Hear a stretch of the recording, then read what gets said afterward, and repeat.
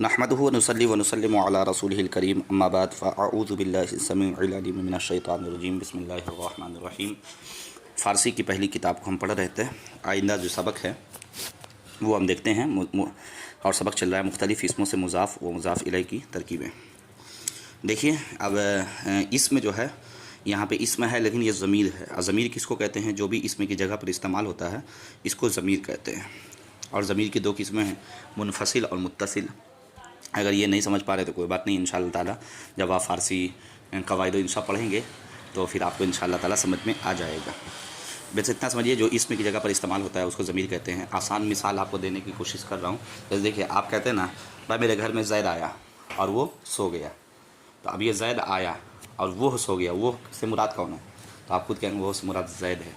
तो अब यहाँ पर हम ये नहीं कहें मेरे घर में ज़ैद आया और वो सो गया और ज़ैद सो गया। अब ज़ैद की जगह पर आपने वो लाया, तो ये जो वो है ये ज़मीर है। ठीक है ना? बस ये समझ गए। तो आगे देखिए सबक, फिर इंशाल्लाह आहिस्ता आहिस्ता जब आप पढ़ेंगे तो पूरी बातें आपको आसानी के साथ समझ आ जाएगी इंशाल्लाह ताला।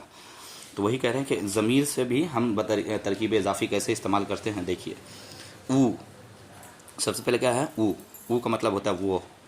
जैसे हम बोले ना वो आया, तो ज़ैद मेरे घर ज़ैद आया और वो सो गया, तो वो जो इस्तेमाल किए हैं तो ऊ बोलेंगे। इसके लिए ऊ का इस्तेमाल करते हैं फ़ारसी में। आहाँ, जैसे अरबी में हुआ का इस्तेमाल करते हैं। आहाँ, आहाँ का मतलब होता है वो लोग। ठीक है ना? आहाँ का मतलब होता है वो लोग। और तू का मतलब होता है तू, और तू शुमा का मतलब तुम लोग। और मैं, जैसे मैं कह रहा हूँ, तो मैं का मतलब होता है मन, और माँ का मतलब होता है हम लोग। ये जमा के लिए है और मैं ये वाहिद के लिए। और आपको ये बातें मालूम होगी कि अरबी ज़बान में वाहिद होता है और जमा होता है, और एक और आता है अरबी ज़बान में तस्निया, जिसको मुसन्ना भी कहते हैं। यानी दो के लिए भी अलग हम सेगा इस्तेमाल करते हैं अरबी में। लेकिन उर्दू में, फ़ारसी में, अंग्रेज़ी में सिर्फ दो ही होता है आपका वाहिद और जमा। जैसे सिंगुलर और प्लूरल, तो उसको आसानी से हो जाता है। और इस मतलब इसमें जो है आपका इसी तरह है। देखिए, ऊ वाहिद के लिए है, आहाँ ये जमा के लिए है, वो लोग। ठीक है ना? हम जुमले में इस्तेमाल करेंगे तो इंशाल्लाह आपको और आसानी के साथ समझ में आ जाएगी। तो इसका हाँ, खुद मतलब आप अपना, इसका दोनों तर्जमा होता है। खेश आप अपना, याद रखिए ये ज़मीर है। ज़मीर मतलब हुआ कि इसम की जगह पर यह इस्तेमाल होगा। देखिए, पैदाइश ऊ, उसकी पैदाइश किसकी अब उसकी पैदाइश यहाँ पे ये पैदाइश ऊ की जगह लगे पैदाइश ज़ैद, तो इसका मतलब हो जाएगा ज़ैद की पैदाइश, पैदाइश बकर की पैदाइश।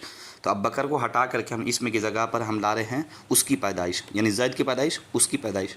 तो अब इसको फ़ारसी में बोलेंगे पैदाइश ऊ, उसकी पैदाइश।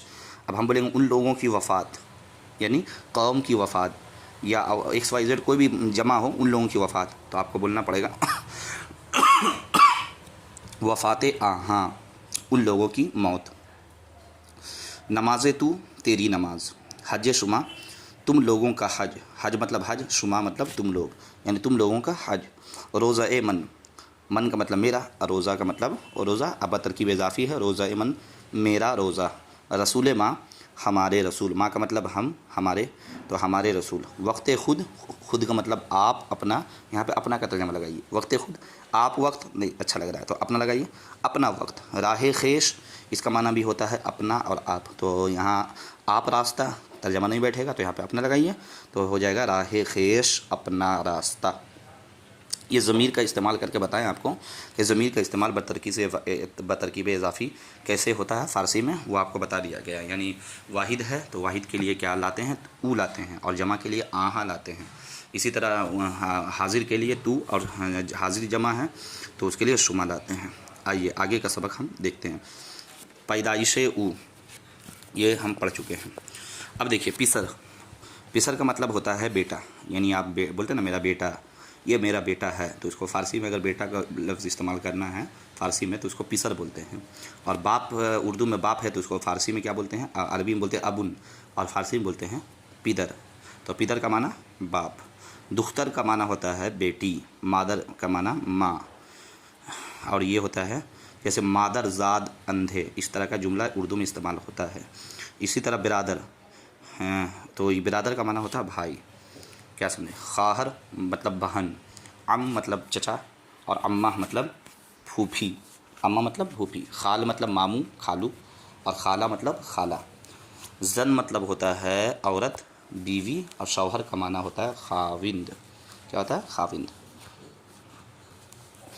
तो चलिए इसको बतरकीब इजाफ़ी देखते हैं। ये सब इसमें हैं। अब इसको एक इसमें को हम दूसरे इसमें की तरफ इजाफ़त कर रहे हैं, और जब हम आपको मालूम है कि हम इजाफ़त करेंगे तो फिर याद रखें, एक को कहते हैं मुज़ाफ़ और दूसरे को कहते हैं मुज़ाफ़ इलैह।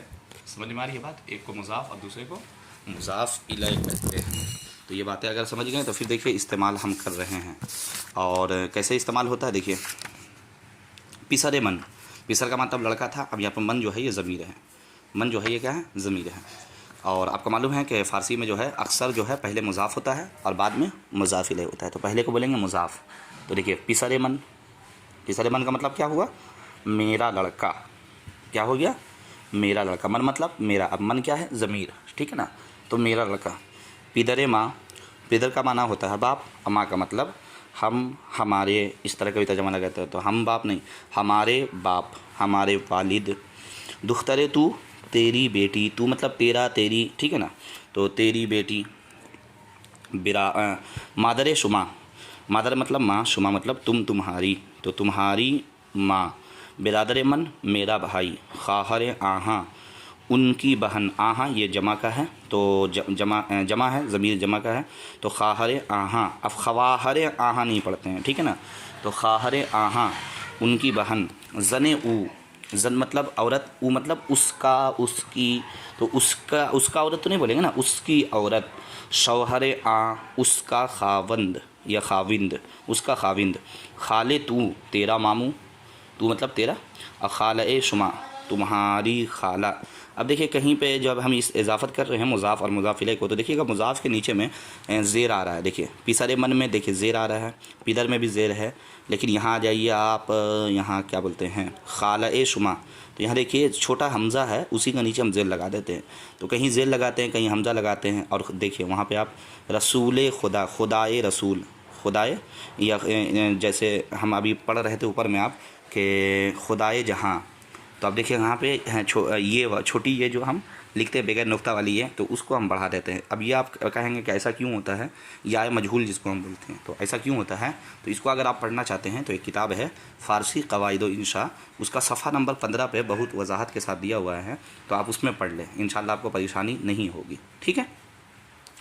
तो बात चल रही थी कि क्या बोलते हैं, खाला शुमा तुम्हारी खाला, खाले तू तेरा मामू, खाला शुमा तुम्हारी खाला, अम्मी मन मेरा चचा, मन मतलब मेरा, अम मतलब चचा, मेरा चचा, अम्म शुमा हमारी फूफी, हमारी फूफी।